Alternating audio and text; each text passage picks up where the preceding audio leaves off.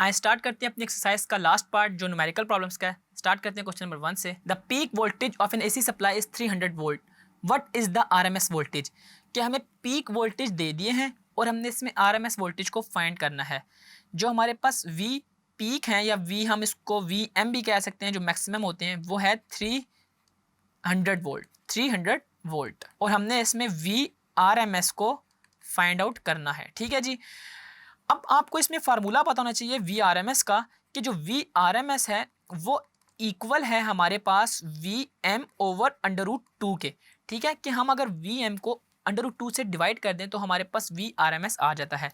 आइए इसकी वैल्यूज़ को पुट इन करते हैं। वी एम है मेरे पास 300 और डिनोमिनेटर में आ गया अंडर रूट 2, और 300 को जब मैं अंडर रूट 2 से डिवाइड करता हूँ तो मेरा आंसर आता है 212.1। ठीक है, मेरा आंसर आएगा 212.1 वोल्ट। ये मेरे पास आरएमएस वोल्टेज आ गए। तो ये बड़ा सिंपल सा एक न्यूमेरिकल था जिसमें आपके पास पीक वोल्टेज गिवन थे और आपने इसमें आरएमएस वैल्यू निकालनी थी, और आरएमएस वैल्यू का फार्मूला है V R M S equal to V not divide by under root 2।